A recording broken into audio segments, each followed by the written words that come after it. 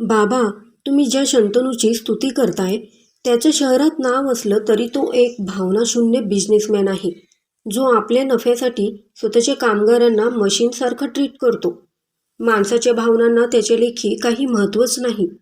त्याच्याच कंपनीतील कामगारांना तो खूप वाईट वागणूक देतो. त्यांना गरजेवेळी साधी सुट्टी देखील देत नाही. मला तर तो खूपच घमंडी आणि खडूस वाटतो. असं असताना तो माझ्या आयुष्यात मला वेळ आणि प्रेम काय देणार? पूर्वा आपल्या वडिलांना विचारत होती. पूर्वाचे वडील नाशिकचे एक मोठे बागायतदार होते. पूर्वाचे हे बोलणे ऐकून त्यांच्या कपाळावर एक आठीच पडली. तसे ते एक खोल श्वास घेऊन पूर्वाला म्हणाले, पूर्वा, अगं शंतनूने शून्यातून विश्व उभं केलंय. आज त्याची कंपनी नाशिकच्या औद्योगिक वसाहतीतील सर्वात मोठी कंपनी आहे. तो शिस्तप्रिय आहे, पण निर्दयी मात्र नक्कीच नाही. तुला अजून त्याच्याबाबत काहीच नीट माहिती नाही. तेव्हा घाई गडबडीमध्ये लगेच निर्णय घेऊ नको. थोडं त्याला जाणून घे. थोडं एकमेकांसोबत वेळ घालवा. एकमेकांना जाणून घ्या, मग कोणताही निर्णय घे. आम्हाला तो मान्य असेल. पूर्वा थोडी विचार करतच म्हणाली, हो बाबा, मला देखील थोडा वेळ हवाच आहे.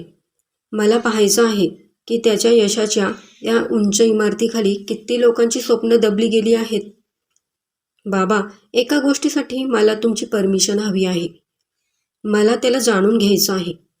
म्हणून मी त्याच्या कंपनीत एक साधी शिपाई म्हणून जॉईन होईल. जर मला त्याच्यातला बिझनेसमॅनबरोबर एक चांगला माणूसही दिसला तरच मी या लग्नाला होकार देईन.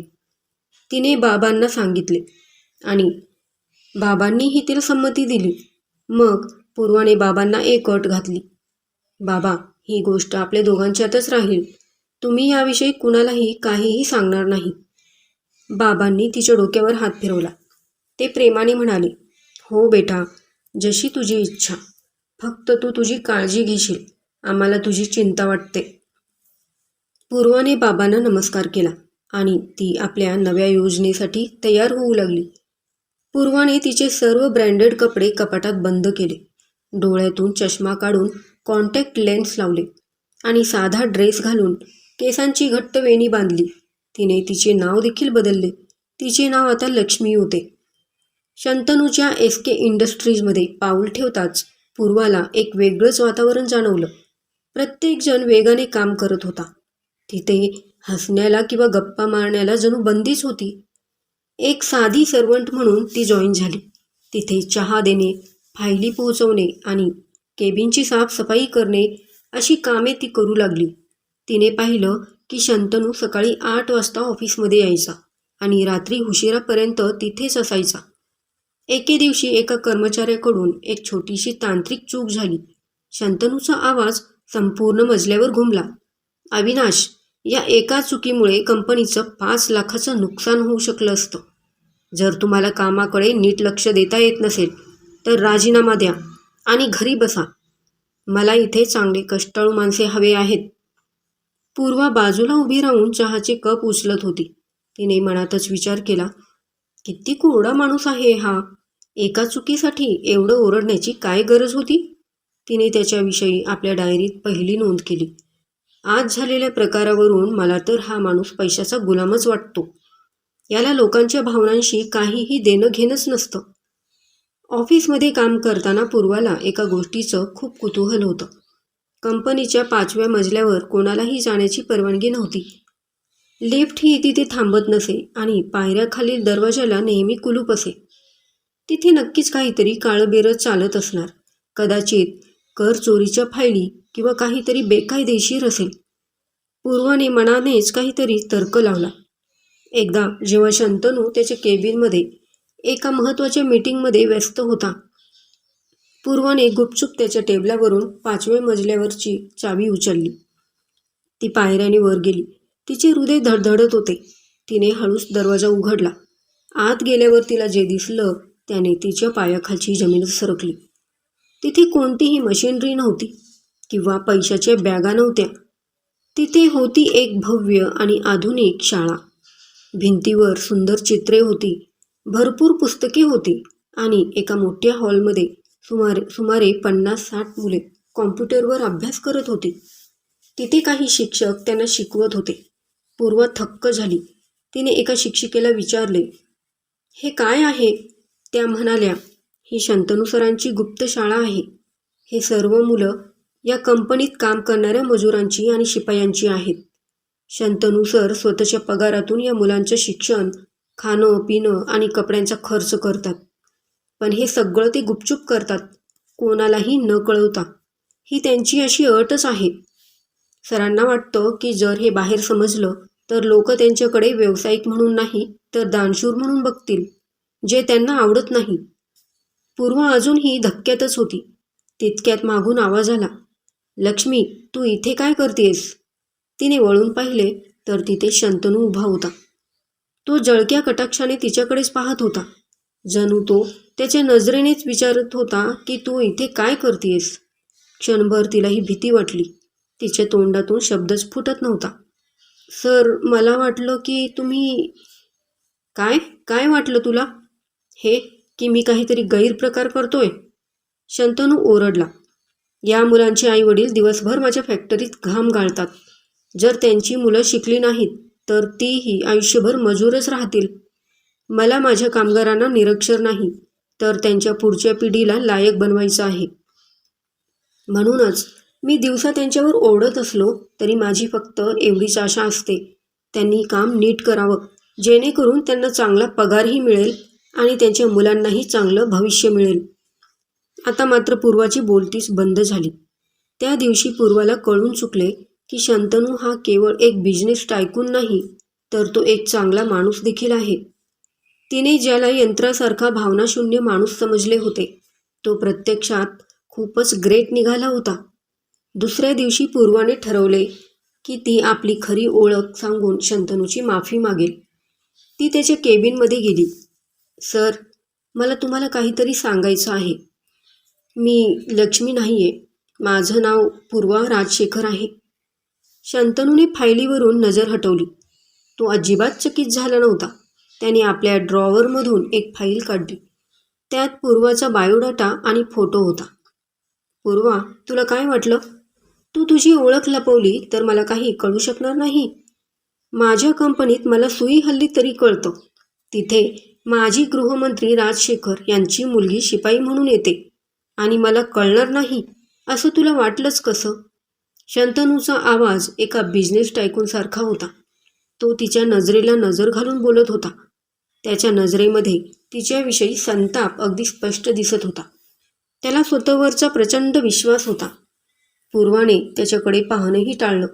ती हळूच म्हणाली, म्हणजे सर, तुम्हाला माहीत होतं? शंतनूने मान डोलावली. हो, अगदी पहिल्या दिवसापासूनच.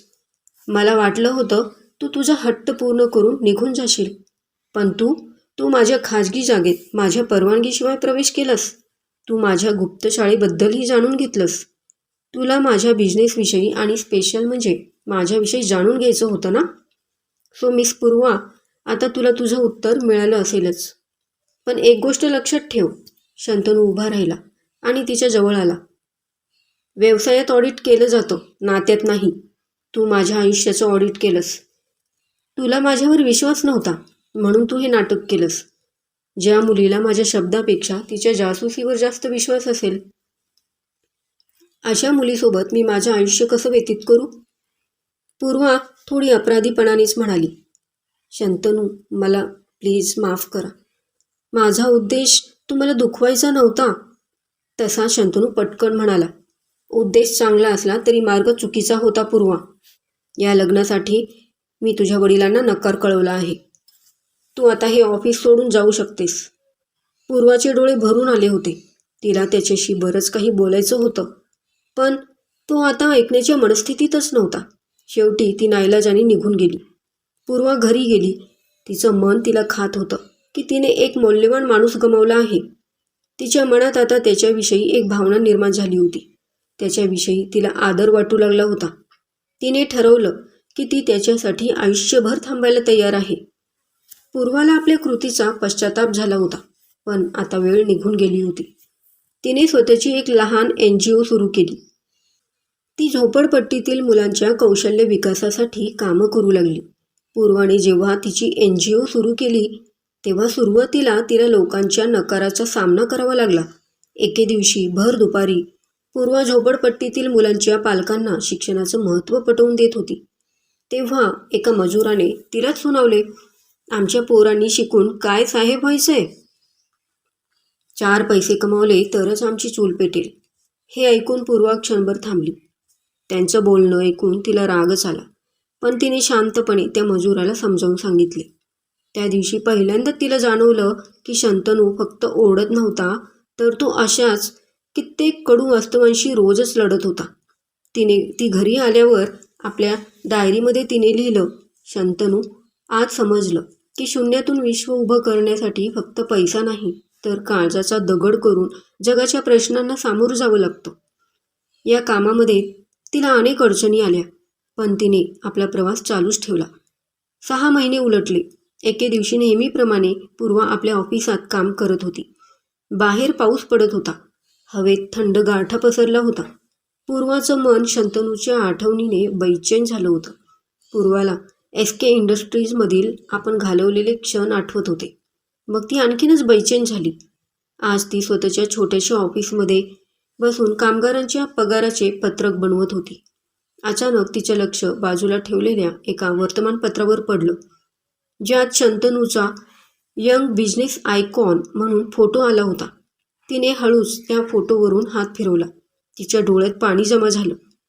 शंतनू, तुझ्यासारख्या हिराला ओळखायला मी उशीर केला. ती स्वतःशीच पुटपुटली. तू मला तुझ्या आयुष्यातून काढलंस, पण माझ्या मनातून मी तुला कसं काढू? आता हे माझ्याच्याने शक्यच नाही. तिने तो फोटो कापून आपल्या छातीशी लावला. बराच वेळ ती त्याच्या विचारात हरवली होती. नंतर तिने तो फोटो टेबलावर असलेल्या एका सुंदर फ्रेममध्ये लावला, जेणेकरून थकल्या भागल्या वेळी त्याला पाहून तिला पुन्हा काम करण्याची ऊर्जा मिळावी. एके दिवशी तिला कळालं की शंतनूच्या शाळेतील मुलांना एका मोठ्या स्पर्धेसाठी प्रशिक्षकाची गरज होती. पूर्वाने स्वतःहून तिथे अर्ज केला. ती तिथे रोज विना मोबदला शिकवू लागली. एके दिवशी शंतनू शाळेत आला. त्याने पाहिलं की पूर्वा मुलांना खूप चांगल्या प्रकारे प्रशिक्षण देत होती आणि त्यांना उत्तम मार्गदर्शनही करत होती.